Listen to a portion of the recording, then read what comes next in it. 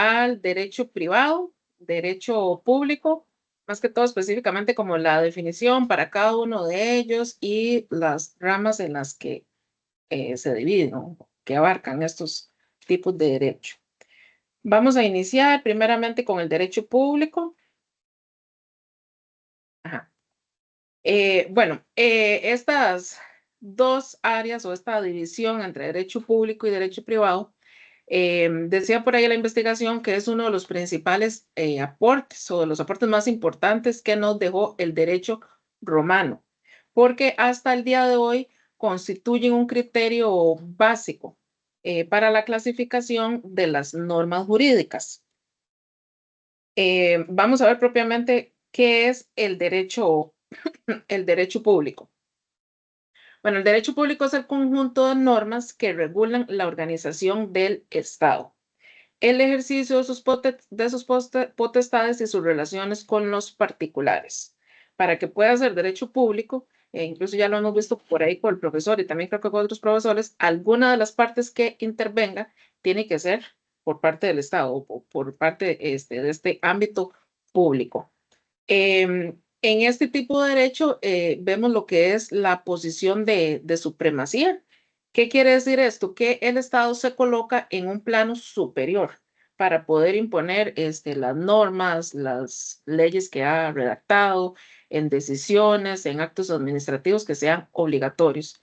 También en este tipo de derecho público encontramos lo que es la potestad de imperio, donde el sujeto público ejerce esa potestad incluso contra la oposición del particular. Como anteriormente yo mencionaba que al menos una de las partes tiene que ser del Estado, parte pública, y en este caso, propiamente para poder dar un ejemplo, si sería una persona, pues el Estado tiene esa potestad de imperio porque, por ejemplo, si necesita para cumplir con trámites de permisos sanitarios en el Ministerio de Salud, o sea, sí o sí se deben de cumplir con lo que establece. El cobro de impuestos, no podemos brincarnos a esa parte si estamos inscritos en Hacienda con X actividad. Se sabe que mes a mes hay que presentar declaraciones, que anualmente hay que pagar impuesto a la renta, si se debe cancelar.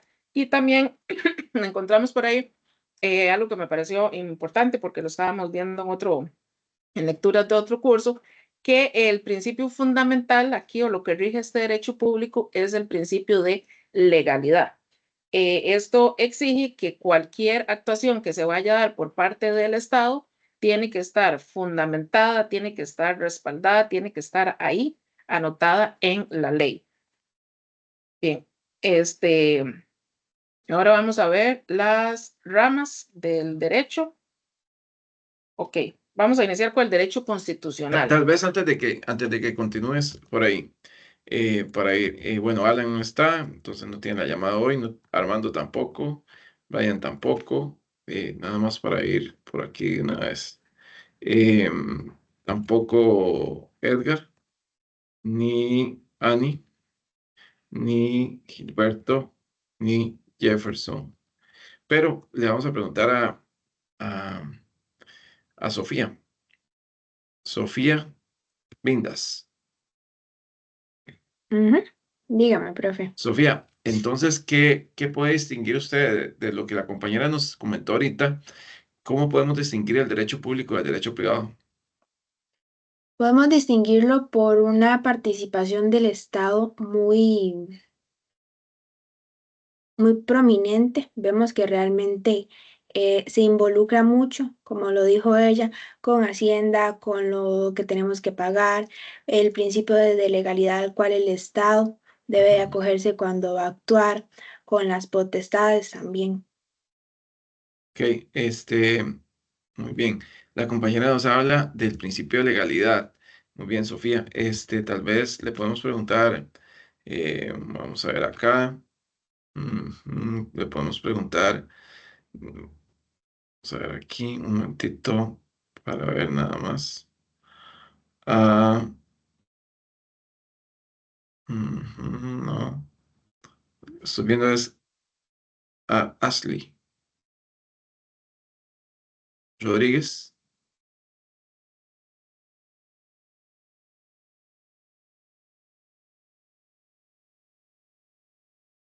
No está. No está Ashley por acá de momento. Entonces, preguntémosle a, vamos a ver, ¿quién más podemos preguntarle por acá? A Nayeli Fernández. Nayeli, ¿cómo estás? Sí, estoy aquí, profe. Yo, ¿verdad? Sí, Ok. Fernández, usted, Nayeli. Nayeli, ¿qué es el principio de legalidad que la compañera nos menciona? O sea, que el Estado, dice que el Estado, dentro del ámbito público, nos dice la compañera, que actúa bajo un principio de legalidad. ¿Qué es eso? Profe, si le soy sincera, no sé. No Si le voy les, a mentir. no me va No a sé. mentir.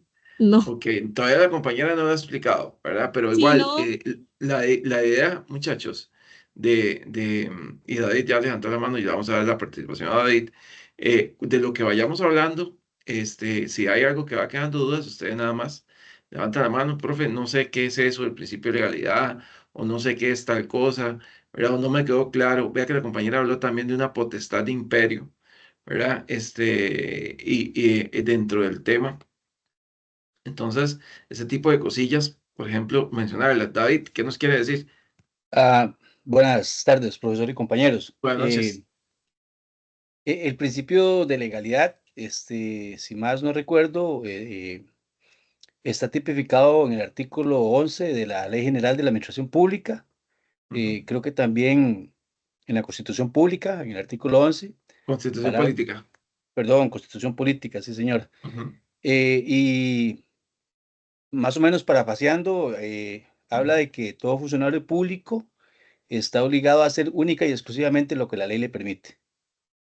Muy bien. Ok, entonces, el compañero ya nos explicó el fundamento legal y nos dijo también lo que parafraseó eh, lo que dice ese artículo, ¿verdad? Que el funcionario público puede hacer únicamente lo que la ley le facilite o lo que la ley le permita hacer, ¿verdad? Muy bien.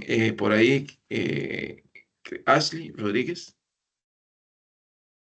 Profe, disculpe, es que me acaban de decir que usted me llamó, es que fui un momentito al baño. Ah, ok, está bien. Eh, Ashley, por aquí, nada más déjeme un instante para colocarle 2 puntos a la rueda. Ujú. Eh, Ashley, por aquí nosotros estamos hablando de diferencias entre el derecho público y el derecho privado. La compañera habló de un principio de potestad de imperio, también mencionó por ahí esa potestad de imperio que tiene el Estado. Eh, ¿A qué se refiere con eso?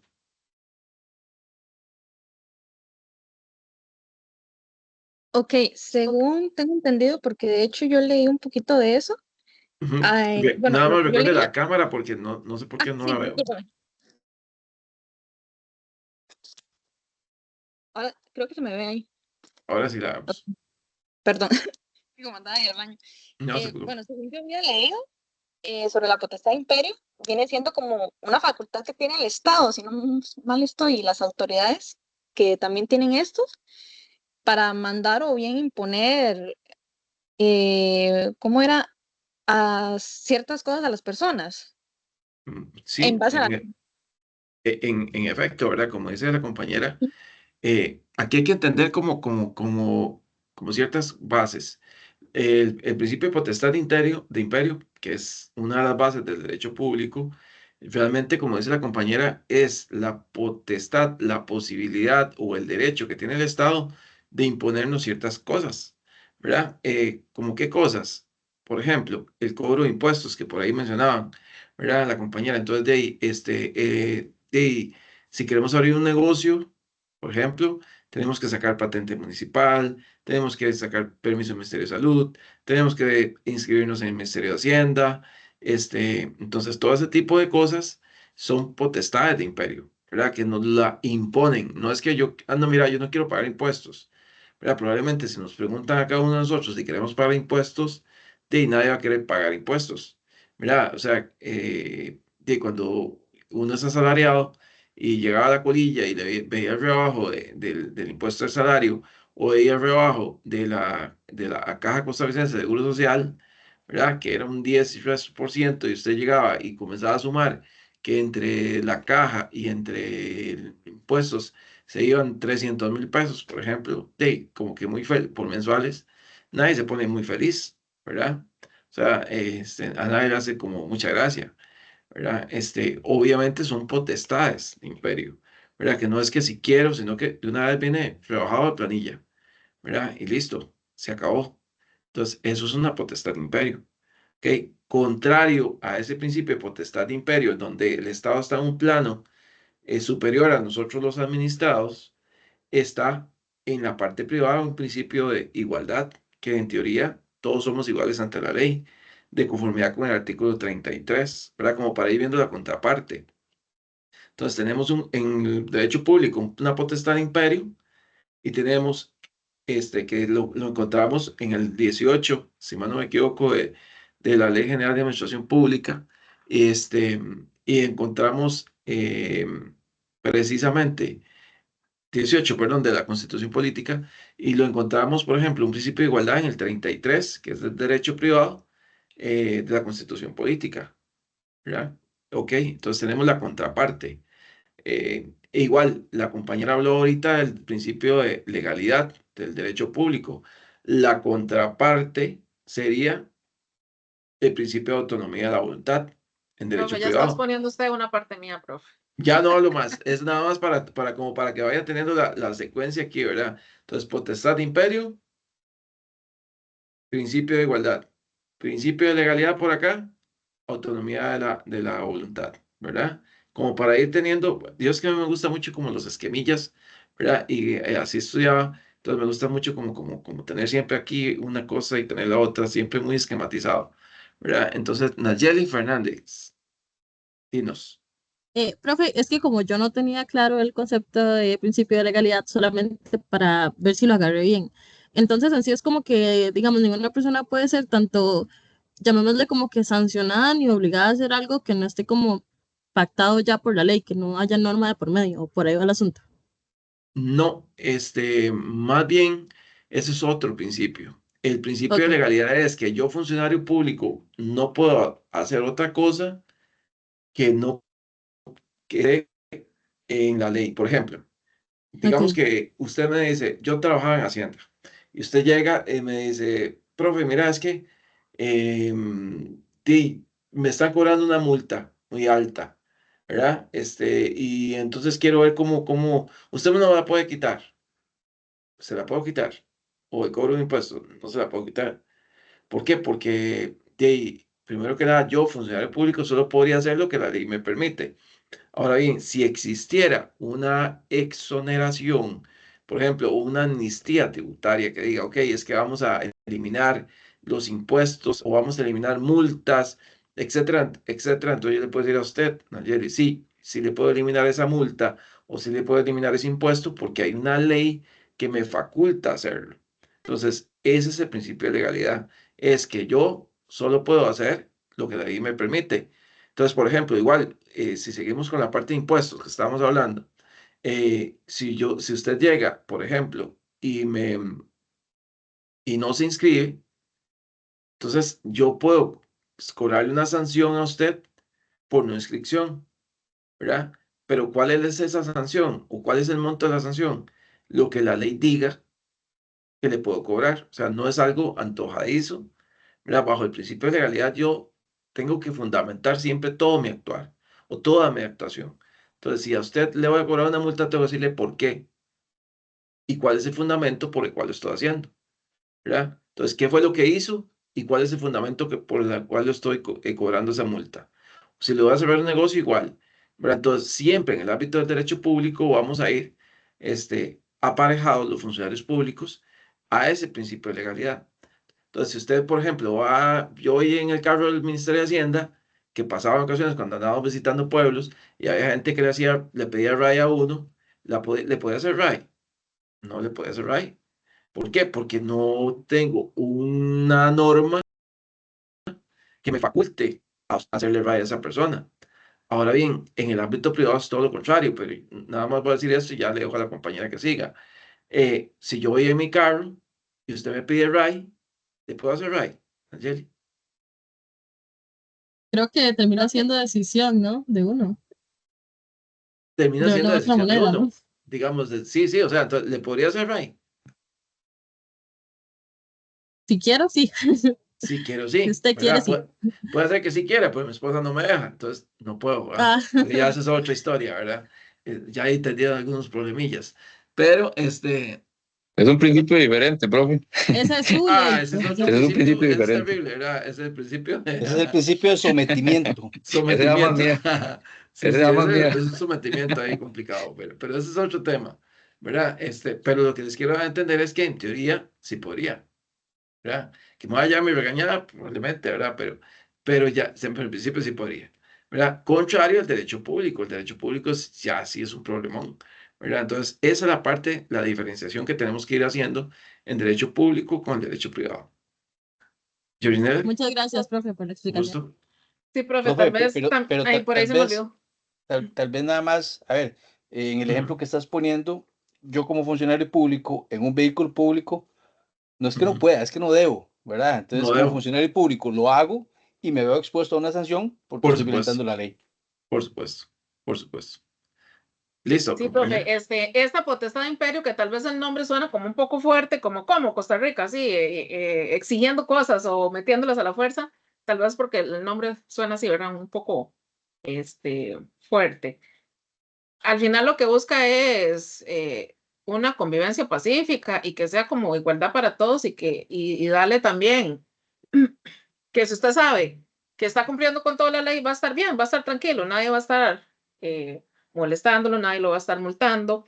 Ese ejemplo que usted daba de si sube o no la persona, por ejemplo, la ley va a decir que en un automóvil, no sé, común y corriente, usted puede ir con 5 personas. Alguien más le dice que hasta le paga para que le haga rey y usted decide llevarlo, ok, sí, llévelo, el carro ahí él va a entrar, va a aguantar el carro, pero ¿qué pasa si se topa un policía de tránsito? Oye, pues va a tener una multa porque esa potestad de imperio, en ese ejemplo específico, ya establece que un carro como máximo o ese carro tiene que llevar 5 personas. Entonces, al final, vamos como ligando a eso, ¿verdad? Que busca esa protección, ese bien común. Grading tiene mano levantada, tal vez por ahí que quería aportar algo. Es solo para aportar dónde está tipificada la potestad de imperio. Dice que está en el artículo 12 y 103 de la Ley General de la Administración Pública en Costa Rica.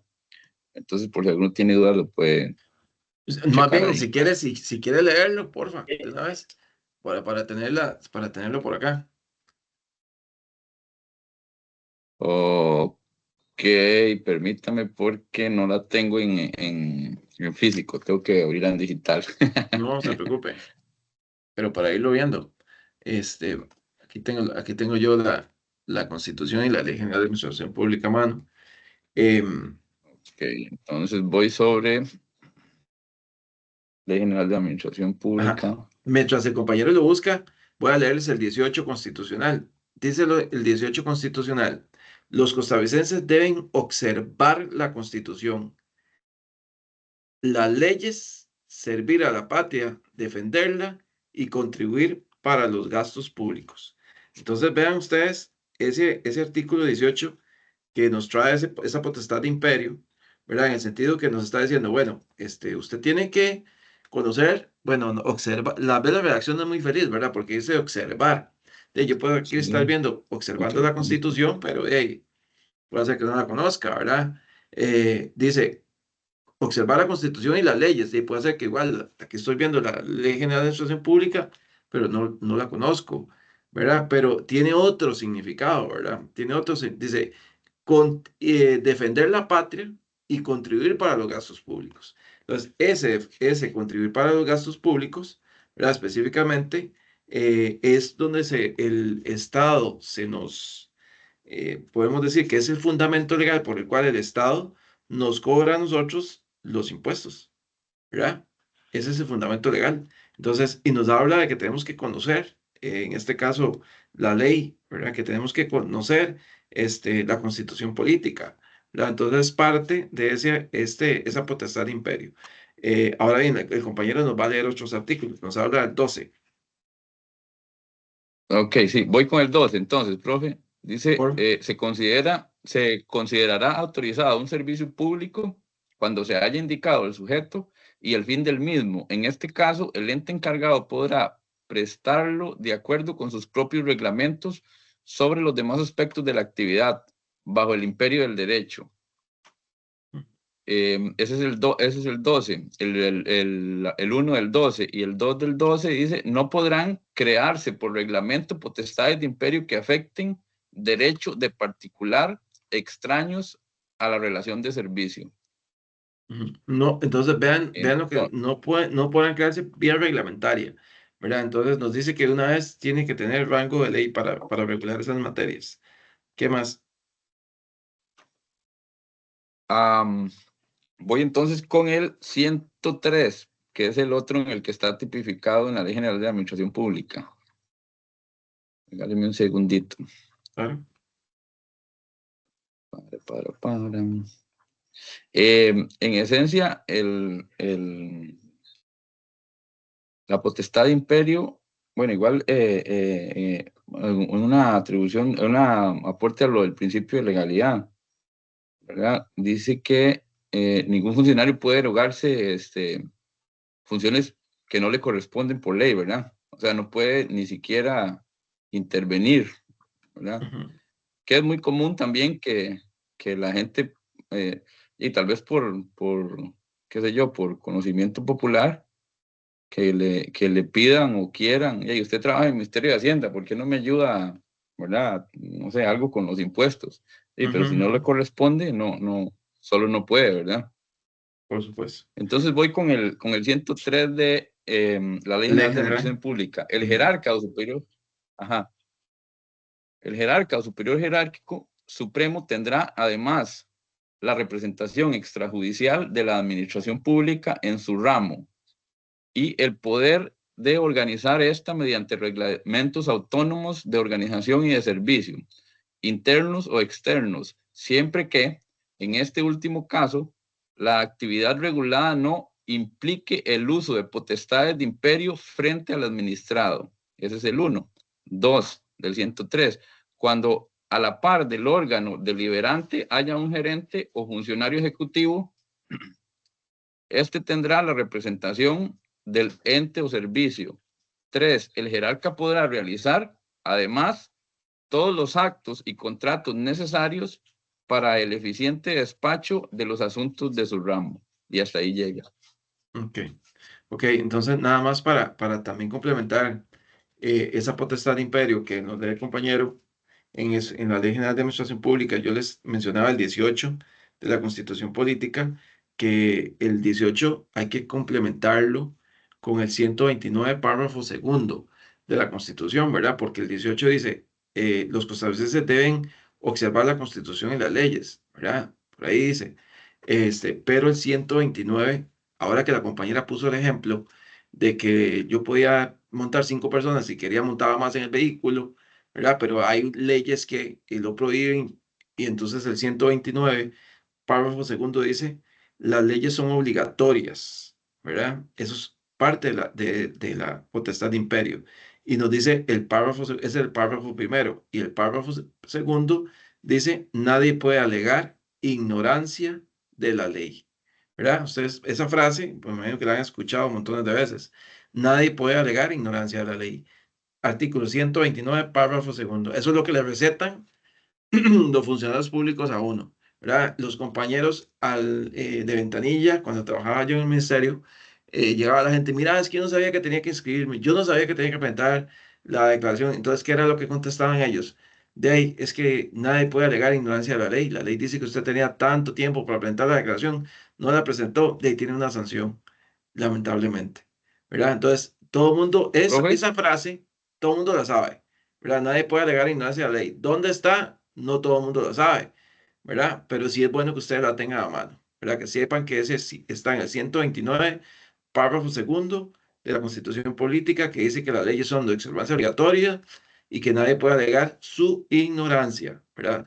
129 de la Constitución Política. Sí, señor. No, era para preguntarle los artículos de la Constitución específicamente, pero ya usted los dijo. Gracias, más bien. Listo. Vamos bien hasta acá. Ok, adelante, compañero. Ok, entonces, continuando con derecho público, vamos a ver las ramas. Ok, tenemos por ahí derecho constitucional. Este tipo de derecho regula la organización fundamental del Estado, lo que tiene que ver con derechos fundamentales, la estructura de los poderes. Entonces, por eso vemos que este tipo de derecho es conocido como la rama madre del derecho público. Tenemos también el derecho administrativo. Eh, Esta rama estudia la organización y funcionamiento de la administración pública. En el derecho electoral, este tiene a cargo regular la organización y el funcionamiento del proceso electoral, de los partidos políticos y todo lo que tiene que ver con el sufragio. En el país, pues quien está a cargo de esto es el Tribunal Supremo de Elecciones. Con respecto al derecho procesal, bueno, esto es un conjunto de normas que regulan los procedimientos judiciales para hacer efectivos los derechos. ¿Cuáles podemos encontrar aquí? Hay derecho procesal penal, civil, contencioso, administrativo y constitucional. Esos son algunos de los que podemos encontrar ahí. El derecho penal, ahorita lo voy a abarcar un poquito más y hay también derecho tributario que regula la actividad financiera del Estado, de todo lo que estábamos hablando antes, todo lo que tiene que ver con ingresos, tributos, gasto, control presupuestario. Ok, en la siguiente diapositiva, ok, derecho penal. Bueno, este derecho regula las conductas consideradas delitos y establece las sanciones o medidas de seguridad aplicables a quienes las cometen. ¿Cuál es la finalidad de este derecho penal? Bueno, proteger los bienes jurídicos esenciales de la sociedad, principalmente lo que es la vida, la libertad, la propiedad, el orden público y garantizar la convivencia social mediante la prevención y represión de las conductas delictivas. Todas estas ramas que acabamos de ver pertenecen al derecho público. Ahora vamos a ver el otro tipo de derecho, que es el derecho privado. Antes de que continúes, por favor, ahí. Vamos a ver. Tal vez, Georginela, Sí. usted, bueno, yo creo que no lo mencionó, pero por aquello, no hay la diferencia entre el derecho procesal y, por ejemplo, el procesal penal y el penal. Bueno, yo lo entiendo así, el derecho procesal penal como que lo que guía es el actuar, el procedimiento que se va a ejecutar o que se va a llevar a cabo en esa área penal o en esa área contencioso. Así lo interpreto yo. Ok, ok. Y tal vez, em, Guillermo.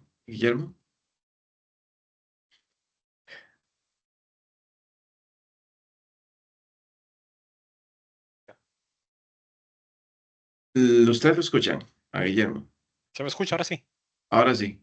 Guillermo, la compañera nos dijo la parte que procesal. Entonces, ¿cuál es la diferencia entre el derecho, por ejemplo, entre el derecho procesal penal y penal? ¿Cuál es la diferencia?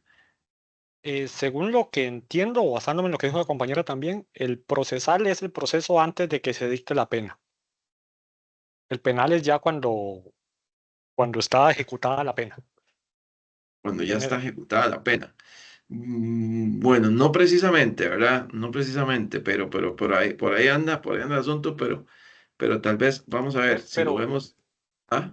bueno, aprovecho yo para repreguntar, ya que Ajá. desconozco ahí. ¿Sí están relacionados, o sea, enfocándose al proceso penal, que sea, como es un paso antes del derecho penal o no?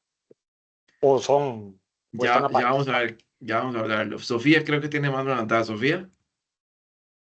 Profe, así como consulta, el derecho procesal va de la mano con el principio de inocencia, porque como se da antes de dictar una sentencia, deduzco o quiero asumir que se acopla mucho al principio de inocencia para proteger los derechos de la persona acusada antes de que se dicte sentencia o sí, se le establezcan las penas establecidas. Sí, pero no es la diferencia. Marco, a ver qué nos dice. Espinosa. Sí, profe, bueno, yo entiendo el derecho penal como que son los delitos y establece las penas correspondientes. Ujú. Ajá, y que mientras el otro, que es el derecho procesal penal, regula el procedimiento legal para investigar y juzgar los delitos, pienso yo, asegurando que el proceso como que se lleve a cabo conforme las normas establecidas. Yo digo que es eso que usted acaba de decir, ¿verdad? También. O sea, realmente, y como dice Marco, el derecho penal, que para eso está el Código Penal, usted va a encontrar ahí las penas. Digamos, si usted quiere ver, por ejemplo, cuál es la pena por el delito de, no sé, ahora la compañera dijo, es que ahí se establecen los bienes jurídicos tutelados, ¿verdad? Le faltó nada la palabra tutelados, ¿verdad? Entonces, cuando ustedes escuchen hablar del bien jurídico tutelado, es lo que la norma protege, ¿verdad?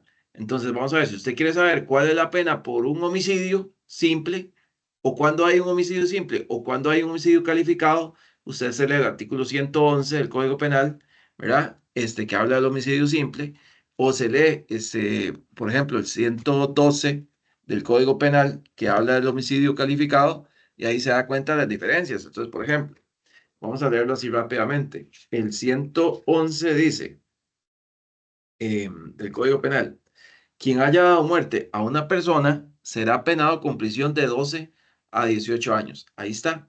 Ahí vemos un homicidio simple. Un homicidio simple, pena de 12 a 18. Ok. Homicidio calificado, 112, dice, se impondrá prisión de 20 a 35 años a quien mate a su ascendiente, descendiente, cónyuge, ¿verdad? Hermanos consanguíneos, a quien mate a una persona menor de 12 años, ¿verdad? Que lo haga con alevosía y ensañamiento, por medio de un veneno, ¿verdad? Entonces, ¿qué significa esto? Que entonces, si yo quiero saber si es un homicidio simple o homicidio calificado, me voy al Código Penal y ahí me va a decir, ok, le di muerte a mi esposa, ok, homicidio calificado. ¿Por qué? Porque ya el 112 así lo indica, pero dice la pena y dice en qué caso se da, pero ¿cómo hacemos para imponer esa pena? O sea, ¿cómo se lleva a cabo el procedimiento para imponer esa pena de homicidio calificado? Eso está en el Código Procesal Penal, ¿verdad? Entonces, el procedimiento para imponer la pena está en el Código de Procesos, que sería el procesal. Sí. Igual pasa en civil. Tenemos un Código Civil y tenemos un Código Procesal Civil. Entonces, por ejemplo, hay un artículo que en el Código Civil 304 que, por ejemplo, regula todo lo que es la protección de la propiedad, ¿verdad? Pero nos dice que ahí está regulado el derecho de propiedad y todo lo demás. Pero si usted me dice, bueno, yo quiero interponer un proceso porque se metió un precarista y quiero sacarlo ahí de mi propiedad, no va a encontrar eso en el Código Civil. ¿Dónde lo va a encontrar? El procedimiento, en el Código Procesal Civil, ¿verdad? Entonces, para que vayamos viendo la diferencia entre la norma de fondo, que sería, ¿verdad? El Código Penal o el Código Civil, y una norma de procedimiento, ¿verdad? Porque hay normas de fondo y normas de procedimiento. Entonces, la norma de procedimiento, Código procesal, civil o penal, igual en tributario, que la compañera lo mencionó, hay un reglamento de procedimiento tributario, o sea, cómo hacer el procedimiento tributario. Está un código tributario que dice las penas, pero está el reglamento de procedimiento tributario que dice cómo imponerlas, ¿verdad? Entonces, eso es como para que vayamos tomando en consideración esas diferencias. Guillermo. Creo que entonces sí es, así resumiendo mucho, es como lo que se puede, el proceso para investigar. O sea, te dicta las reglas de que, mira, es un juicio, se tiene que hacer esto, si no Es tiene correcto. abogado tal cosa, y si eso se aplicó, se llega al penal. Sí, bueno, se llega al penal, no, porque de hecho, cuando usted presenta la acusación, en la acusación va de una vez la norma que usted violentó, ¿verdad? Entonces, no es que al puro final, claro, en la sentencia se fundamenta la norma también y O se sea, llega a la conclusión. si un juicio se llega a caer por pruebas malas o algo así, se llegó al penal. No, no, no, no. Vamos a ver. Más bien Si es como al vos revés, lo entendí yo. El penal primero al me dice, ok, revés, sí fue delito. Ahora váyase al procesal y va a ver cómo aplica, es correcto. cómo Digamos, desenredar hay eso. un hecho, ¿ok? Tenemos un hecho, un homicidio. Digamos, alguien le dio muerte a una persona. Entonces, vamos a ver, califica primero, tenemos que buscar en el Código Penal a ver si hay algún artículo que regula eso, porque hay un principio también dice que no hay delito sin ley previa, ¿verdad? Entonces tiene que haber una ley que regule esa conducta. Ok, por eso el Código Penal es digo, muy explícito, ¿verdad? Porque tiene que regular la conducta, la parte sancionadora, tiene que regularla, digamos, muy taxativamente, ¿verdad? O sea, no puede inventarse una conducta. Y entonces ustedes van a leer ustedes que las normas penales son así, muy explícitas, y tienen que cubrir todas las aristas, porque yo no puedo inventarme algo que no está ahí. Entonces, por ejemplo, voy a leer el 156 del Código Penal para poner el ejemplo. Delitos sexuales, dice, violación, estupro y abuso deshonesto. Dice el 156, será sancionado con pena de prisión de 10 a 16 años a quien se haga acceder o tenga acceso carnal, vía oral, anal o vaginal con una persona de uno u otro sexo. Entonces, vean la descripción de ese artículo. Entonces, viene indicando cómo va a ser el acceso. Entonces, dice quien se haga acceder, ¿verdad? O quien tenga acceso, porque tiene que incluir las dos conductas, ¿verdad? El que accede, ¿verdad? Y al que acceden. Y también dice vía oral, dice anal o vaginal. ¿Y por qué dice las tres? Porque si no dijera una de ellas y sucede el hecho, por ejemplo, si no dijera oral y resulta que se da el acceso vía oral, entonces no puede haber delito, porque no lo incluye. No sé si me voy explicando, ¿verdad? Entonces usted primero agarra la conducta y ve qué artículo del Código Penal o de cualquier norma en donde haga esas conductas se subsume. Entonces, cuando usted agarra esa conducta y la subsume en un artículo, eso se llama tipicidad. Entonces, cuando usted escucha, es que hay tipicidad. Entonces, esa tipicidad es que la conducta o el hecho que se dio, hay una norma que lo regula. Entonces, ok, ya tenemos. Entonces, si se da esa conducta, entonces, ¿qué hace la fiscalía? Por ejemplo, si estamos en penal, ok, ya tenemos una acusación y presentamos eso. Ahora bien, el código procesal nos va a decir si en efecto hay que llevar un debido proceso. ¿Dónde está el debido proceso? En el artículo 39 de la Constitución Política. Antes que la compañera mencionó el debido proceso y el derecho de defensa y el principio de inocencia. Todo eso está en el artículo 39 de la Constitución Política. ¿Qué dice ese artículo? A nadie se hará sufrir pena, delito, cuasi delito, sancionados por ley anterior. Estamos hablando de ese principio de ley previa, ¿verdad? Luego dice, en virtud de sentencia firme dictada por una autoridad competente, previa oportunidad concedida al indiciado de ejercer su derecho de defensa. Entonces ahí tenemos el derecho de defensa, mediante necesaria demostración de culpabilidad. Necesaria demostración de culpabilidad. ¿Qué significa eso? Presunción de inocencia, ¿verdad? Entonces, todo eso que nos dijo la compañera y más está en el artículo 39. Entonces, ahora bien, ese proceso para desvirtuar esa presunción de inocencia, ¿dónde lo encontramos? En el Código Procesal Penal, ¿verdad? En el Procesal Penal encontramos el procedimiento para tratar de desvirtuar que yo no cometí ese delito de violación, ¿verdad? Y si no se cumple con ese debido proceso, ahí es donde se dan las nulidades de los procesos, ¿verdad? Por una indefensión, por ejemplo. ¿Verdad? Entonces, como para que vayamos entendiendo un poco, ya entrando como en materia, para que ustedes vean cómo funciona una cosa y cómo funciona la otra. Entonces, las leyes son así, muy específicas, porque no puedo inventarme nada. O sea, yo no puedo llegar y imponer una pena o imponer una multa, más en derecho sancionador, que la Sala Constitucional ha sido muy clara al respecto, que en derecho penal y en derecho sancionador tiene que ser el procedimiento primero llevado a cabo, de manera correcta, ¿verdad? Y no solo eso, sino que tiene que estar bien tipificada, ¿verdad? Yo no puedo inventarme una pena, no puedo inventarme una sanción, ¿verdad? De hecho, son los temas más delicados en cuanto al debido proceso y en cuanto a la imposición de dichas penas o dichas multas, ¿verdad?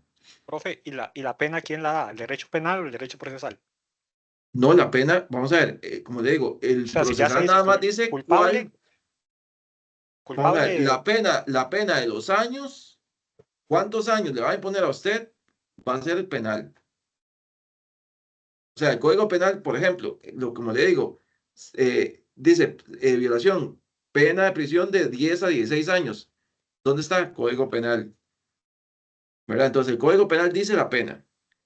Saber si usted va a tener esa pena o no, ¿quién lo da? El procesal penal. ¿Por qué? Y usted me va a decir, ¿por qué? ¿Y por qué? Bueno, porque en el procesal penal están otras cosas, por ejemplo, el derecho de defensa. ¿Verdad? ¿Y qué pasa si usted tomó una prueba que esa prueba estaba viciada? Entonces, de ahí, puede ser que, puede ser que ya haya sido el violador, o puede ser que haya sido homicida y quede libre, ¿verdad? ¿Por qué? Por una prueba mal tomada. Entonces, si no cumplí con el proceso, y puede ser que el juez diga, no, la verdad es que aquí hay una prueba que está viciada, como decía un profesor una vez, Humberto Rodríguez, que fue un profesor de Derecho Penal, todos los derechos penales, fue juez penal, juez de tribunal, lo dijo, fue muy buen, excelente profesor. Ahorita tiene oficina acá en Ciudad Quesada. Humberto nos contaba que él, digamos, en un juicio, llegaron, por ejemplo, un chavalo había matado a otra persona con un solo garrotazo. Llega la gente de la OIJ a buscar el arma homicida, y era un garrote, dijo él, ¿verdad? Y resulta que en el garrote no les cabía en la cajuela porque andaba en un automóvil, y entonces el funcionario de la OIJ agarró el palo y lo quebró en dos y lo metió a la cajuela. Ya hubo una alteración de la prueba, ¿verdad? Entonces, ¿con cuál parte del garrote le dio? ¿O con cuál garrote le dio? Con con el otro, ¿verdad? De ya se cayó el caso. ¿Le cometió la persona el delito? Sí. ¿Cuál era la pena? Bueno, ahí estaba regulado el homicidio simple. ¿Dónde está eso? En el Código Penal. Pero ¿siguieron el debido proceso que está en el Código Procesal? No, ¿verdad? Para todo lo que es la cadena de custodia de la prueba, que ustedes van a ver después, ¿verdad? Porque todo eso tiene una cadena de custodia. El embalaje es cómo resguardan esa prueba para que no sea alterada, ¿verdad? Entonces, Profe, ¿cumplieron con eso? No. Entonces, no cumplieron con eso. De ahí se cayó el caso. Sí. profe, que qué interesante, porque entonces uno empieza a entender todas esas veces que uno ve como ciudadano, ¿verdad? Esa frustración que uno dice, pero todos saben que es el culpable, lo encontraron Qué dicha que ya va entendiendo un poco, ¿verdad? Porque en ocasiones uno ve cada comentario periodista de gente y usted dice, y sí, debería sí, estudiar que un uno poco, dice, ¿verdad? ¿dónde está Porque la justicia? Pero bueno, nuestra justicia está basada en todos estos principios, en leyes, en procesos ujú, que todos deberíamos de saber, por cierto, ¿verdad? sí, Y de sí, claro. cumplir. Y Ujú. si todo se hace como tiene que ser, no hay escapatoria. O sea, digamos, ni el mejor abogado va a vea, mi hermano es defensor público. Y mi hermano, digamos, trabaja aquí en Ciudad Quesada, él es el encargado de la defensa pública acá de San Carlos. Y mi hermano me dice, vea, y es muy buen penalista, muy bueno. Bueno, para llegar, es muy joven, ¿verdad? Mucho más joven que yo, y está en una jefatura. Para llegar ahí es porque es muy bueno. Y él dice que en ocasiones llega a juicios y llega a ser tonto. O sea, llega a ser tonto porque dice que, o sea, que todo está tan bien hecho, ¿verdad? Todo el procedimiento está tan bien hecho, y todo, digamos, todos los elementos y todo está, que por más que él alegue, de que va a alegar. ¿Verdad? Pero el problema es cuando el procedimiento está mal hecho. Entonces, cuando el procedimiento está mal hecho es donde los defensores dicen, aquí me voy, ¿verdad? Aquí está el hueco, por aquí voy. Y eso es lo que hacemos nosotros. Digamos, yo trabajé como abogado del Ministerio de Hacienda. ¿Qué hacía yo? De tratar de tapar los huecos por todo lado, que el proceso fuera lo más bueno posible, ¿verdad? Y ahora que estoy afuera, ¿qué me toca? De ver los huecos, ¿verdad? Ver dónde están los portillos, ¿verdad? Para echar abajo los procesos. O sea, así es. Puede hacer que que la persona cometió la evasión, sí, pero el procedimiento está mal hecho. Entonces, si el procedimiento está mal hecho, se cayó todo, ¿verdad? Eso, así es. Ese es el papel de nosotros. Ustedes, un lado, alguno de ustedes va a ser fiscal, alguno de ustedes va a ser defensor, o alguno va a trabajar como abogado en algún ministerio, y alguno de nosotros va a estar con una oficina, en un despacho afuera, viendo los errores que usted cometió. Eso es así, ¿verdad? Y no hay que enojarse, ¿verdad? No hay que enojarse tampoco, porque es el trabajo de cada uno. Entonces, es parte de, ¿verdad? Listo. Bueno, ahora sí, adelante. Profe, el Código Procesal Penal fue redactado por juristas de Costa Rica. Todas nuestras normas son en teoría redactadas, recordemos que primero tienen que ser aprobadas por la Asamblea, ¿verdad? O sea, la Asamblea es la que da la Asamblea Legislativa es la que da la última palabra. Nuestros normalmente se escogen en todos los ámbitos, digamos, si es una norma tributaria, por ejemplo, o si es una norma penal, o si es una norma civil o concursal, se escogen, qué sé yo, personas especialistas como muy buenas en esa materia para que hagan el proyecto de ley, ¿verdad? Y posteriormente, la Asamblea es la que la aprueba. Claro, muchas de nuestras leyes, porque no hay que hacer, tapar el sol con un dedo, son copias, ¿verdad? O sea, son copias de otros países, ¿verdad? No es que empezamos de cero y todo, qué bonito, ¿verdad? Que aquí en Costa Rica hicimos todas. No, muchas son copias, ¿verdad? Y más las más viejas, ¿verdad? Las que son todavía más viejitas, Código Civil y todo eso, muchas cosas lo traen de España. O sea, obviamente nosotros copiamos mucho de España, ¿verdad? Es más, de hecho, ustedes van a ver que conforme vayan avanzando en la carrera, van a estudiar mucho autores españoles, ¿verdad? ¿Por qué? Sí, porque son como los padres del derecho civil, en caso nuestro, ¿verdad?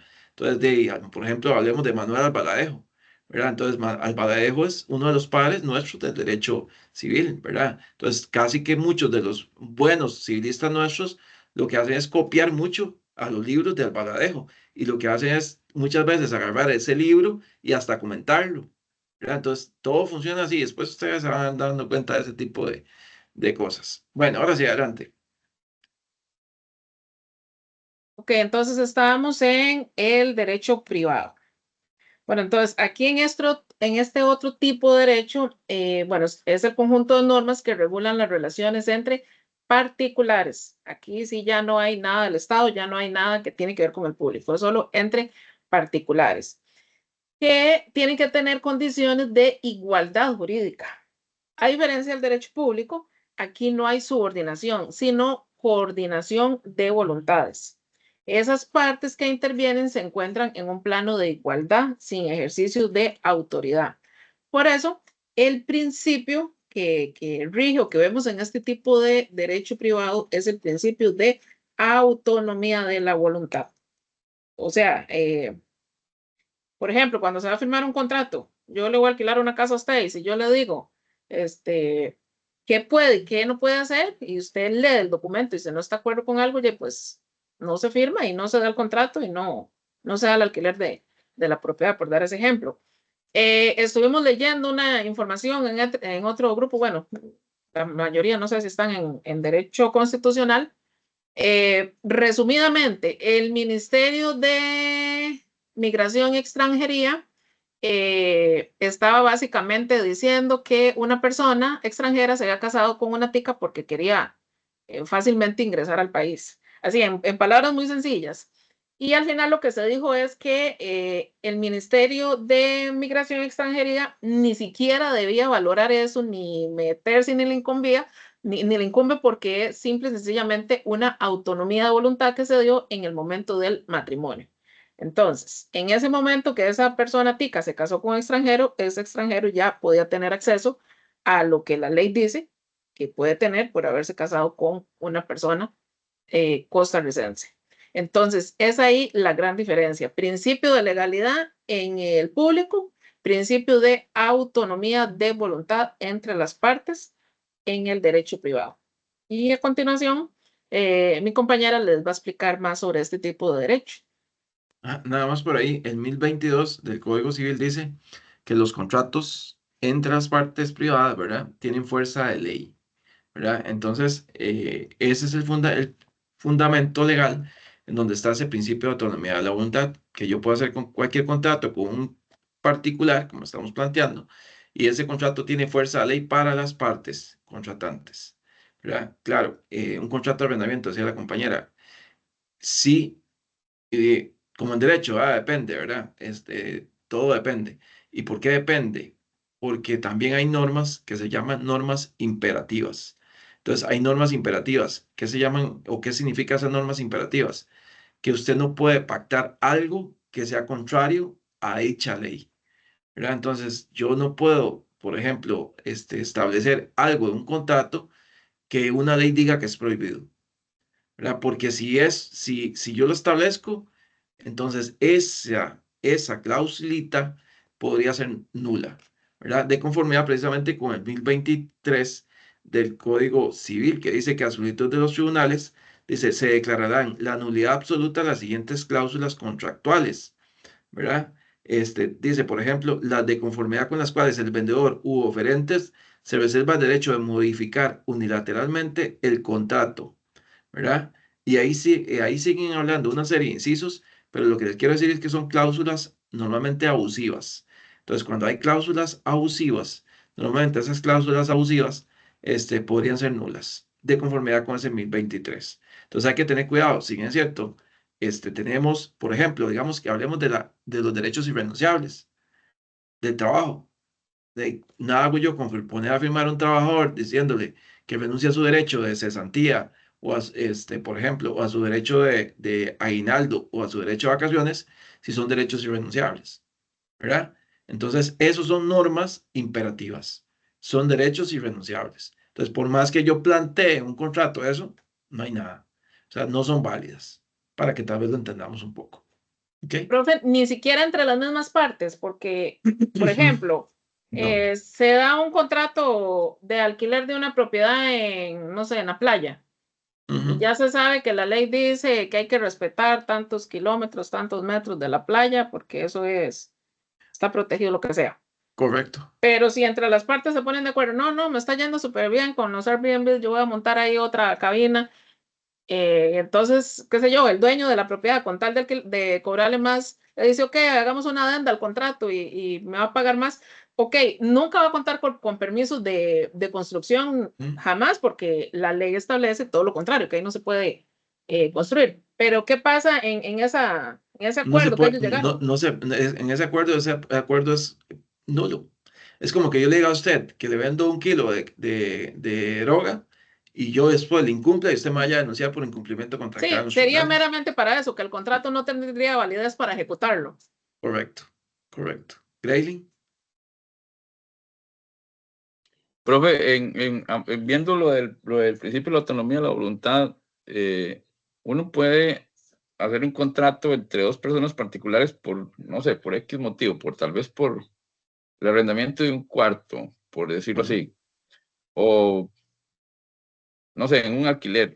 Y ese contrato solo lo conocemos la persona que le alquilé y yo, o yo que alquilé y la persona que me alquiló. Para poner un ejemplo, podría ser otra situación cualquiera. Y los dos tenemos una copia. Eso hay una forma, o se puede protocolizar o no. Vamos a ver, como para Sí, sí, que... sí, lo entiendo. Claro, de hecho, normalmente nosotros en la oficina, cuando hacemos ese tipo de contrato, una de las penúltimas cláusulas indica que cualquiera de las partes puede, si lo tiene bien, protocolizar dicho acuerdo, ¿verdad? Buscando más seguridad jurídica, precisamente lo que usted plantea. Correcto. Eso que lo que dice el compañero es que tal vez para más seguridad, entonces protocolizar es hacerlo en el protocolo de un notario, ¿verdad? Entonces el notario da fe de ese contrato, ¿verdad? Para efectos, tengamos normalmente de más respaldo, ¿verdad? De las cosas. Entonces, mínimo nosotros muchas veces ese tipo de contratos los hacemos en papel de seguridad, ¿verdad? Entonces, ustedes saben, no sé si por aquellos no saben, el papel de seguridad nosotros los notarios tenemos un papel que es como con un código de barras y son seriados, ¿verdad? Son números de papel únicos, ¿verdad? O sea, que los que tengo yo no los puede tener otro notario. Entonces, con ese código de barras y con todas esas series, entonces eso significa que ese papel es mío, o sea, sale de mí, de mi notaría, digamos así, ¿verdad? Y sale hasta con nombre mío y sale con ¿cómo se llama esto? Sí, con códigos de barras y con, se me olvida el nombre de este código, que sale con un cuadrito, sale con unos cuadritos que usted lo lee, digamos, con el teléfono, un escáner, Código ¿verdad? QR. Para escanear, ¿verdad? El QR, ¿verdad? Que es el código QR. Entonces, todo eso tiene los papeles de seguridad. Entonces, ¿para qué? Para efectos de hacer ese tipo de contratos, ¿verdad? Y que tengan validez. Entonces, el notario también estampa su firma, dando fe de que Grayling y, por ejemplo, y Marco firmaron en su presencia ese contrato y que están de acuerdo con las cláusulas que ahí te pusieron. Entonces, eso es lo que el Profe, compañero plantea. Ujú. Pero un contrato, digamos, si no lo un notario, entonces no tiene ninguna validez, ¿verdad? No, si tiene validez, claro. Sí, valor de ley. Vale, igual. Si tiene validez, nada más que obviamente hay contratos que por fuerza, eso es diferente, ¿verdad? Hay contratos que por fuerza la ley dice que tienen que hacerse en protocolo. Por ejemplo, una donación. Entonces, usted una donación no puede hacerla en papel corriente. O sea, tiene que ser en el protocolo. O un poder generalísimo, por ejemplo. O un poder general, tiene que hacerse en un protocolo. Entonces, yo no le puedo dar un poder a alguien y que no sea protocolo, ¿verdad? Un poder generalísimo. O no puedo hacer una hipoteca, ¿verdad? Y hacer, entre nosotros redactamos una hipoteca donde usted me da un terreno en garantía por una deuda. O sea, ese documento no tiene ninguna validez. O un traspaso de un vehículo, ¿verdad? Jamás se va a poder inscribir en el registro o de una propiedad si no es en el protocolo de un notario. Pero, por ejemplo, un contrato de arrendamiento que plantea el compañero, sí podía ser en papel corriente y firmarlo las partes. Ahora bien, ¿qué pasa si yo digo que esa firma, que no fui yo, que esa firma me la inventaron? Entonces, ahí es donde vienen todos los problemas. Entonces, por eso es que normalmente, mínimo, uno recomienda que la autentique un abogado, ¿verdad? O sea, mínimo que un abogado autentique las firmas, mínimo, ¿verdad? Para que la persona después no diga que esa no es mi firma, ¿verdad? Porque pasa muchas veces, dice, no, es que eso no es mi firma. Y entonces usted tiene que ir a un proceso y con un experto, en un perito experto en firmas para determinar de que sí, que es la firma de él. Hasta eso. Entonces, para curarse uno en salud, por eso es que se autentican, mínimo por abogado. Y si usted todavía quiere más, pues entonces ante notario un papel de seguridad. Depende. Sí, es como para darle más seguridad, sí, sí, entiendo. Correcto. Listo. Adelante, compañera, ahora sí. Muy bien. Bueno, muchas gracias a todos por sus intervenciones porque nos va quedando mucho más claro. Inclusive, profe, yo me imagino que usted vio que ahí edité en la presentación mientras nos explicaba lo del penal y el procesal penal, por si después hay que compartírselo a los compañeros o así que sepan que ya va bien, ¿verdad? Entonces, este asunto del derecho privado es muy interesante porque se nos vuelve como más real. Estoy casi segura que es más cotidiano, ¿verdad? Porque como nos decía Georgie, regula esa relación entre particulares y pues todos somos aquí particulares, entonces es muy probable que de alguna u otra forma ya hayamos pasado por alguno de estos procesos, ¿verdad? El primero de las ramas que tenemos por ahí, pues es el derecho civil y pues básicamente regula a los civiles, a nosotros, a los ciudadanos del país.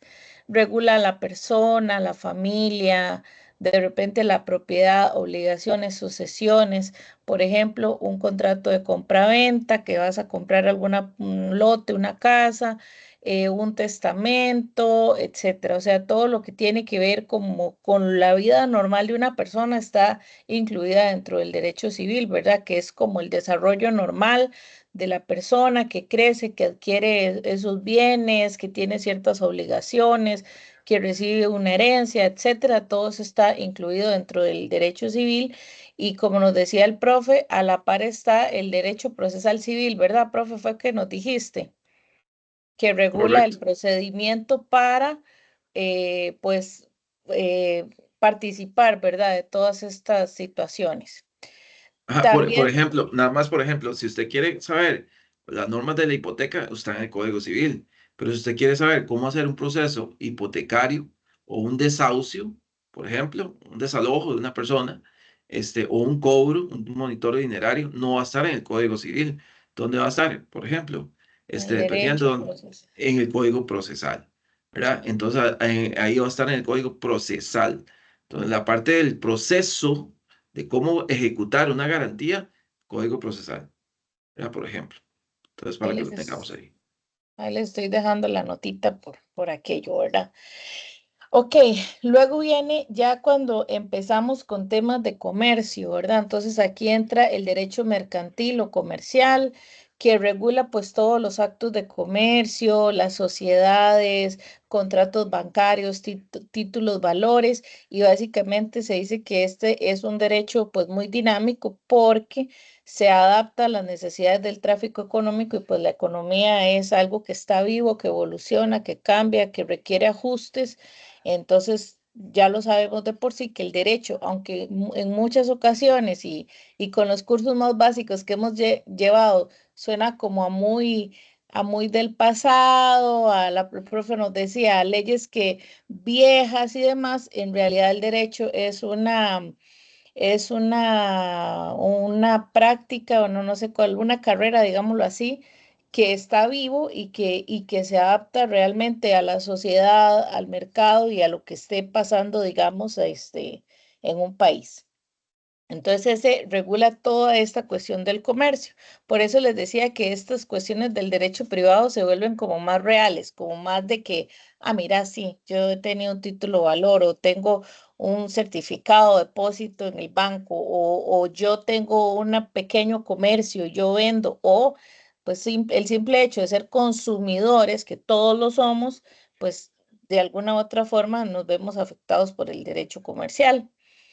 El derecho O la simple constitución de una sociedad, ¿verdad? Una sociedad anónima, por ejemplo, que queremos para tener bienes o de hecho, para esa viene constituir acá, una profe. empresa, ¿verdad? Por ejemplo. Ujú. Ok, perfecto. Ajá, que es el derecho societario. Hay muchas familias que deciden armar, bueno, ahora hay que pagar impuestos y demás, o sea, a veces no suena como un buen negocio, pero decide armar una sociedad anónima para administrar los bienes de la familia o formamos parte, ¿ve? Dice que es una subrama del derecho mercantil, ¿verdad? Porque entonces está enfocada en esa regulación de sociedades, la constitución, el funcionamiento, los órganos sociales, cómo formarla y cómo disolverla.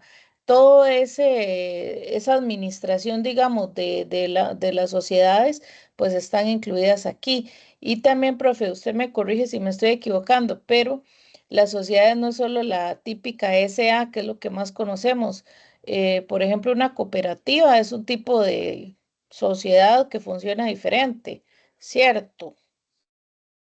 O cuando RL. perdón. RL es responsabilidad limitada. Sí, Ajá. ajá, ahí el asunto de es que están las personas físicas y las personas jurídicas, Ujú, ¿verdad? Entonces, ahí nosotros deberíamos hablar de personas jurídicas, tal vez no de ajá, sociedades, sino de personas jurídicas, porque las personas jurídicas, ahí las podemos dividir, por ejemplo, en las que son dedicadas al comercio o con fines comerciales, que ujú, serían las reguladas por el Código de Comercio, y ahí encontramos sociedades anónimas, sociedades de responsabilidad limitada, ujú, sociedades en nombre colectivo, sociedad en comandita. Esas cuatro están reguladas por el Código de Comercio. Ahora bien, las cooperativas, las fundaciones, las asociaciones y todo este ujú. tipo de figuras están regulados por leyes especiales. Ajá, Pero es entonces, cierto. la cooperativa tiene una ley especial que regula las cooperativas. Las fundaciones tienen una ley de fundaciones. Hay una ley de asociaciones de desarrollo, una ley de asociaciones solidaristas. Sí. Entonces, normalmente todas estas figuras tienen leyes, son creadas por leyes especiales, porque la Ujú, finalidad, en primera instancia, no es el comercio. Entonces, no. no es un fin de lucro. Entonces, por eso tienen una ley especial, contrario a la sociedad anónima y la sociedad de responsabilidad limitada, que están reguladas en el Código de Comercio porque normalmente están diseñadas para un fin de lucro, ¿verdad? Esa es la diferencia. Por ahí les puse, ¿verdad? El profe dijo sociedad anónima de responsabilidad limitada en comandita y no me acuerdo cuál era la otra, pero eran 4. Nombre colectivo. Ok, muy bien. Sí, eso es muy cierto. Si uno forma parte de, inclusive, bueno, de una asociación solidarista, está una ley que habla de todo lo que se debe de, cómo se debe conformar, cuál es el proceso, etcétera. Entonces, es muy interesante. Yo trabajé en 2 asociaciones y la ley de asociaciones solidaristas, pues usted se la tiene que hacer para arriba y para abajo, porque ¿cómo es que se llaman? Los estatutos de la asociación no pueden contradecir lo que dice la ley, ¿verdad? Como ya lo hemos visto en otros cursos. También otra área importante y muy interesante es el derecho internacional privado, que estudia conflictos de leyes entre diferentes países en materia de relaciones privadas internacionales. Por ejemplo, lo que nos decía Georgie, el matrimonio entre personas de distintas nacionalidades, contratos celebrados en diferentes países o en diferentes estados. Entonces, pues sí, son dos personas o dos sociedades pero están en diferentes países y entonces hay que tomar leyes de ambos lados en cuenta. Entonces, es una rama bastante interesante. Esta que es súper, súper comentada y siempre hay conflicto, que es el derecho sucesorio, que regula la transmisión del patrimonio de una persona después de su muerte, ya sea por un testamento o una disposición de la ley, ¿verdad? Que lamentablemente por no hacer un uso correcto de las facilidades que nos brinda la ley y como buenos ticos que nunca ni queremos hablar de la muerte ni pensar en ella, siempre hay problemas en las familias porque las cosas no quedan por escrito, porque mira que el papá no quiso ir a hacer el testamento, como si eso fuera a evitar la muerte, ¿verdad? Me parece que en Costa Rica no se utiliza la palabra testamento, pero no, algo me había comentado mi hermana, pero no estoy no lo tengo como muy claro. Pero sí, hay todo un derecho que regula todo esto y que lamentablemente se dan muchísimos conflictos, muchos pleitos entre hermanos, entre familiares, ¿verdad? Por las propiedades cuando falta ya un familiar. Entonces, ¿qué pasa, por ejemplo, si todos son adultos mayores, todos son hermanos y se murió una hermana que no tuvo descendencia, no tuvo hijos? Bueno, ¿quién se deja la casita que tenía? ¿Cómo se la reparten? ¿Cuál es el proceso? O sea, cuáles son los pasos y qué pasa si nadie realmente reclama esa casa? ¿Qué va a pasar con esa propiedad? Si muere el papá y tiene varias propiedades, ¿qué pasa si de repente sale por ahí un hijo que nadie conocía? Entonces, todos conocemos historias referentes a esto, ¿verdad? Es un poco triste, pero sí, nunca como que nos gusta y son pocas las personas que realmente le prestan atención a tener esas cositas en orden, que es bastante importante. Y el derecho de familia también. Yo sé que todos tenemos a alguien que se ha casado, divorciado, que de repente vive en unión libre, creo que se dice, y que ya ahora hay derechos que se adquieren, que antes se adquirían a los 10 años de unión libre, y me parece que ahora ya es a los 3 años. De repente adopción, tutelas, o sea, todo lo que tiene que ver en De sí hecho, con ahora la lo bajaron a familia. 2. Ahora son 2 años. Ahora son 2. Y la famosa pensión alimenticia, ¿verdad? O sea, todos hemos visto esos espectáculos y en todas las familias pasan, pues el derecho de familia es ahí donde está presente. Profe, ¿usted quiere comentar algo del derecho privado antes de continuar con el mixto? ¿O algún Bueno, pues yo no, compañero? No pero sé. David Rueda sí tiene la mano levantada. Ah, Sí, bueno, ahorita, nada más adelante. quería preguntar y devolverme un poquito en la persona jurídica. Eh, Evidentemente, pues las personas jurídicas adquieren bienes, ¿verdad? Entonces mi pregunta es, ¿qué pasa, digamos, cuando por alguna situación hay una demanda en contra de esa persona jurídica? ¿Responden los bienes de la persona jurídica o responden los bienes del representante legal de esa persona jurídica? Ujú. Esa es muy buena pregunta. Eh, Va a depender de la materia, ¿verdad? Y de qué tanto logre usted, eh, por ejemplo, amarrar una vinculación de una persona física con una persona jurídica. Y ustedes van a decir, bueno, ¿y por qué eso?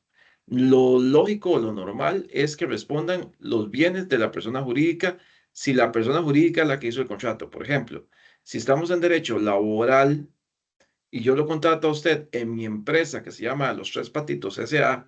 y el contrato que usted firma es con Los Tres Patitos S.A. y yo firmo como representante legal de Los Tres Patitos S.A. de quien responde por ese contrato no es Cristian Izano, es Los Tres Patitos S.A. Entonces, ¿a quién va a demandar usted? A Los Tres Patitos S.A., ¿verdad? Igual en la parte tributaria, si yo tengo una sociedad que se llama igual, no sé, igual seguimos con los tres patitos, S.A., entonces tributariamente, ¿quién presenta las declaraciones? Los tres patitos S.A. Y si se va a cobro judicial, ¿de quién serían, o a quién irían detrás de los bienes de quién? De los tres patitos S.A. Entonces, igual, si yo tengo sociedades, si tengo bienes en sociedades y soy abogado, en teoría deberían demandarme a mí, ¿verdad? Y dice contra los bienes que estén a mi nombre, no de las sociedades, porque son patrimonios independientes. Ahora bien, hay ciertas materias que permiten tratar de lograr esa vinculación en casos de fraudes, ¿verdad? Por ejemplo, en derecho de familia por ejemplo, muchas veces también en derecho laboral, ¿verdad? ¿En qué sentidos van a decir ustedes? Bueno, ¿qué pasa si yo a título personal no tengo nada, todo lo tengo en sociedades y me quieren poner una pensión alimenticia y tengo mucho dinero, pero lo tengo en sociedades, ¿verdad? Y resulta que entonces yo digo que no voy que la pensión es de mínima 80.000 colones o 70.000 colones porque no tengo ingresos, por ejemplo. Pero resulta que tengo tres sociedades, con una finca que entregando leche a Los Pinos, otra por ejemplo, dedicada a una planta de procesamiento de madera y otra con una ferretería. Entonces, ¿qué es lo que se busca? Y entonces, obviamente, yo en derecho de familia, si usted me contrata como abogado, voy a tratar de buscar esa vinculación suya con estas sociedades y que al fin y al cabo que usted es representante de las mismas y que son un grupo económico y todo lo demás para que lograr demostrar que usted tiene no cero ingresos, sino que más bien tiene ingresos por X monto. Y puede hacer que le pida hasta el juez que le solicite al Ministerio de Hacienda las declaraciones de impuestos de esas tres sociedades para determinar cuáles son sus ingresos y lograr determinar una pensión acorde a su realidad, ¿verdad? Entonces, todo eso se puede hacer. Lo que depende de la materia, ¿verdad? Y depende de la finalidad. Entonces, normalmente, si usted tiene bienes a nombre suyo y usted tiene y le interpone la pensión de, no sé, 150.000, 200.000 colones, de listo, ¿verdad? No se hace todo ese alboroto, pero si en casos en que se ve que hay una mala fe de la persona, ¿verdad? Por ejemplo, el derecho laboral, de que tal vez yo tengo una sociedad planillera, no tengo nada, los tengo todos ustedes ahí, y tengo otra sociedad que la que tiene el edificio, la que tiene los carros, la que tiene todo, ¿verdad? Y es la que está tributando. Entonces, usted viene a demandarme a esa sociedad y la sociedad no tiene nada, entonces, ¿qué le va a cobrar? Nada. Entonces, muchas veces se trata de levantar ese velo societario, que se llama, ¿verdad? Para lograr que el derecho sea eficaz, ¿verdad? Porque si no, nadie pagaría nada. Si no, yo lo contrato a usted con una sociedad que no tiene nada y usted nunca me va a poder cobrar nada. Entonces, todo eso, en derecho hay mucha tela que cortar, ¿verdad? Que ustedes van a ir viendo más adelante. Grady. Profe, es que yo soy bien preguntón a veces. Por ejemplo, cuando, hablando de la sociedad Los Tres Patitos S.A. y Los Tres Patitos tenía un servicio de transporte de hidrocarburos, se me ocurre.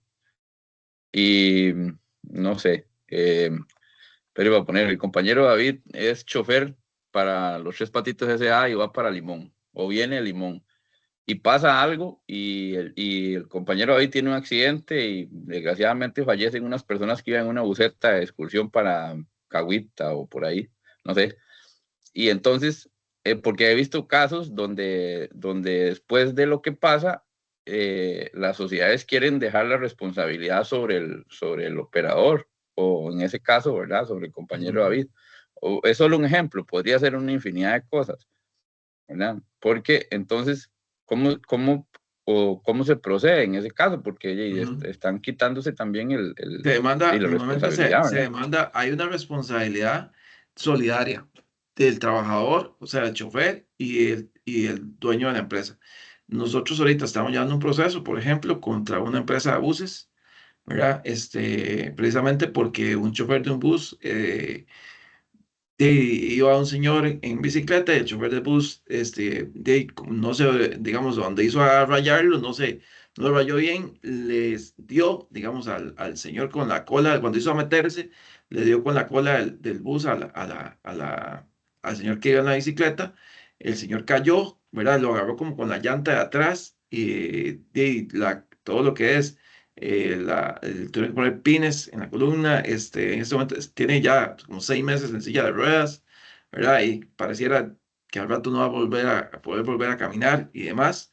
De ahí, y si usted me dice, vamos a demandar al chofer y el chofer no tiene nada, entonces, de ahí, el señor, o sea, nunca va a poder cobrar nada. Entonces, lo normal es que en esos casos, por eso la ley permite una demanda, digamos, en este caso, una responsabilidad solidaria del chofer y en este caso de la empresa de autobuses, ¿verdad? Entonces, usted demanda a los dos. Entonces, los dos van al proceso. Si hay algún asunto penal, es nada más del conductor, eso sí, pero en la parte civil son solidariamente responsables. Entonces, eso también el derecho trata de solucionar ese tipo de cosas así. Entonces, si hay una omisión desde el punto de vista penal y hay un homicidio, por decirse algo culposo, yo como dueño de la empresa de autobuses o dueño de la empresa de hidrocarburos que usted nos presenta ahorita, yo no tengo culpa que el chofer estuviera viendo el teléfono o fuera a alta velocidad también y matara a la persona. Entonces, es una responsabilidad de él Ujú. en la parte penal. Pero en la parte civil, yo sí soy solidariamente responsable porque yo lo contraté a él, ¿verdad? Entonces, y entonces en cierta forma, el Código Civil, después lo vamos a ver, en 1048, me parece que es, habla de esa responsabilidad que tienen los empresarios, ¿verdad? Sobre las conductas que realicen, sus empleados. 1048, párrafo tercero, creo que es del Código Civil. Profe, disculpe que le interrumpa. ¿Usted me podría decir dónde dice esa parte, porfa, que acaba de decir? Que la Eso. empresa es también responsable, porfa, con exactitud. Me interesa. Sí, eso está en la responsabilidad en el leyendo, responsabilidad en vigilando. Eso está en 1048 del Código Civil. Dice, el que carga a una persona el cumplimiento de un párrafo tercero, de una persona o de uno o muchos actos, está obligado a escoger una persona apta para ejecutarlos y vigilar la ejecución de los límites de la diligencia de un buen padre de familia. Y si descuidar esos deberes, será responsable solidario de los perjuicios que su encargado causare a un tercero, ¿verdad? Con una acción violatoria del derecho. 1048, párrafo tercero. Gracias. Listo, seguimos. Gracias. Bueno, ahora vamos a ver una tendencia muy interesante que se llama el derecho mixto. Cuando estuvimos investigando y vimos derecho mixto, pues hay varias versiones de qué es el derecho mixto. Habla de entre países, o sea, habla de un montón de versiones del derecho mixto, pero para propósito de este curso, vamos a analizar la versión que implica la mezcla entre el derecho público y el privado, ¿verdad? Entonces, básicamente, no es una categoría extra del derecho, es una tendencia. Describe áreas donde se aplican conjuntamente normas públicas y privadas. ¿Y para qué? ¿Para qué se hace eso? Pues básicamente lo que se busca es proteger intereses colectivos o de grupos vulnerables. Y en otras definiciones lo llaman el derecho social, ¿verdad? Entonces, donde básicamente se buscan todas las ramas posibles para proteger un área sensible, un área de interés para la sociedad o algún grupo que necesita esa protección. Vamos a ver algunas ramas. Entonces, por ejemplo, el derecho laboral, que ya prontamente lo vamos a ver bien en detalle, que básicamente pues sabemos que hay un código de trabajo en Costa Rica y a la vez en la parte privada, ¿verdad? Dentro de las empresas existen sus contratos, sus cláusulas, sus procedimientos y demás. Entonces ahí se mezclan esas dos. También el derecho ambiental, que pues es muy lógico, protege el medio ambiente, ¿verdad? Y aquí podemos ver algunos ejemplos, digamos, en Costa Rica, de ciertos reglamentos, planes, leyes, etcétera, que se aplican tanto para el área privada como para el área pública. Por ejemplo, el Plan Nacional de Descarbonización es algo que busca la reducción de la huella de carbono, tanto en el gobierno como en las empresas privadas, ¿verdad? Entonces eso se aplica pues para todo el mundo. Ahí vemos donde es una mezcla, es un área mixta, ¿verdad? ¿Y qué es lo que busca? El bien común de todos nosotros al tener esta protección al medio ambiente. También lo que es el respeto a reservas y áreas protegidas aplica para todos. Aplica tanto para, qué sé yo, algo que se me viene a la cabeza, que no se puede construir, no puede haber ninguna construcción, creo que es a 100 metros a la redonda de un cuerpo de agua, ¿verdad? De una naciente, de un río, de una laguna, etcétera. Pues eso aplica para las instituciones privadas, para los civiles, ¿verdad? Que no pueden hacer casas, no se pueden hacer negocios y tampoco se pueden hacer instituciones del Estado, ¿verdad? Entonces, eso aplica pues para todos, ¿verdad? Luego el derecho de regulación económica que busca pues tener, valga la redundancia, regulaciones en ciertas áreas que afectan la economía y que se aplica para todos. Por ejemplo, el ICE y la SUTEL regulan el tema de las telecomunicaciones en Costa Rica y los lineamientos de la SUTEL los tiene que cumplir el ICE, los tiene que cumplir Claro, los tiene que cumplir Liberty, todo el mundo que tenga que ver con lo que quiera entrar en el negocio de telecomunicaciones tiene que regirse por la SUTEL, al igual la SUGEF, tanto los bancos del Estado como bancos privados que lleguen o versiones de cooperativas y financieras, todas en Costa Rica se van a regir por la SUGEF, que establece los lineamientos, el buen funcionamiento de las finanzas y en Costa Rica, ¿verdad? El AIA con el tema del agua, etcétera. Entonces, ahí como para que nos quede un poco claro es esa mezcla y al final lo que se quiere pues es para un bien común. Pero ahora bien, ¿por qué el derecho laboral entra dentro de una rama del derecho mixto? Entonces, regula las relaciones de los empleadores y por empleadores puede ser un particular, desde yo que tengo una pulpería y contrato un ayudante, hasta el Estado que contrata pues a su planilla, ¿verdad? Y los trabajadores, ¿verdad? Entonces, regula esa relación.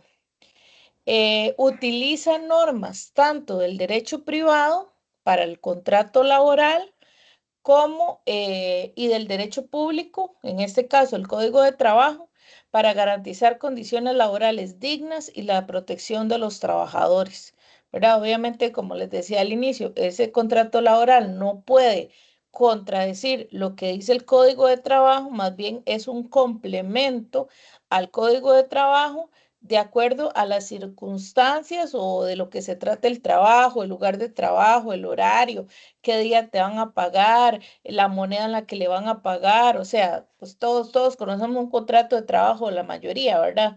Entonces ahí es donde vemos como esa mezcla de esos dos documentos poderosos, lo que hacen es buscar que el trabajador tenga esas condiciones dignas y que se dé la protección a los trabajadores en general. Y tres, busca el bienestar del trabajador, ¿verdad? Que era una de las cuestiones principales que veíamos en qué era el derecho mixto o derecho social, que al final lo que se está buscando es un bienestar social, ¿verdad? Entonces busca el bienestar del trabajador y regula al patrono, dándole a su vez un marco de acción claro. Entonces, a veces pareciera, no sé si han estado en ciertas situaciones, que el Ministerio de Trabajo y el Código de Trabajo y demás, pues solamente va del lado del trabajador, ¿verdad? Y como que el malo es el patrono o el empleador, pero realmente, como nos decía Georgia al inicio, si usted conoce la ley, conoce el código y usted la cumple como es, más bien el patrono se ve protegido de trabajadores que quieran ser abusivos, ¿verdad? Las famosas liquidaciones o que inventan cuestiones para que al final les paguen más y demás, pero si las cosas se hacen con un orden, como la ley la establece, ¿verdad? Más bien puede proteger al patrono de que no vayan a abusar, digamos, pues de ellos, ¿verdad? Ahí el tema es si, si realmente las cosas se hacen con un orden, cuáles son las buenas intenciones y demás. Y pues como en todo siempre hay dinero de por medio, ahí es donde siempre se complican los asuntos, ¿verdad? Pero bueno, en el papel y en la presentación, eso es lo que busca el derecho laboral. Ya en la realidad sabemos que hay mucha tela que cortar en todas las ramas del derecho que vemos hoy. Entonces, compañeros, eso es lo que traemos para hoy. No sé, profe, o alguno si quisiera aportar algo para complementar. Voy a Muchas dejar de gracias compartir. a las compañeras por la presentación. Ojalá que todos los demás repliquen la presentación de hoy, ¿verdad? En el sentido de que no vengan a leer, sino que vengan a desarrollar, que vengan a exponer sus ideas y también entre todos ayudar a construir conocimiento, ¿verdad? Y cuando hablo de construir conocimiento es de aportar, ¿verdad? Hacer un poco más interactivas, porque, bueno, a mí no me gusta tanto las exposiciones como que vengan las dos compañeras nada más a hablar y hablar, hablar, y nosotros nada más a escuchar. Y creo que muchas veces queda más con ejemplos o con las preguntas que ustedes hacen. Entonces, siempre me han gustado más las clases así. Ojalá que ustedes también se acostumbren a eso. ¿Verdad?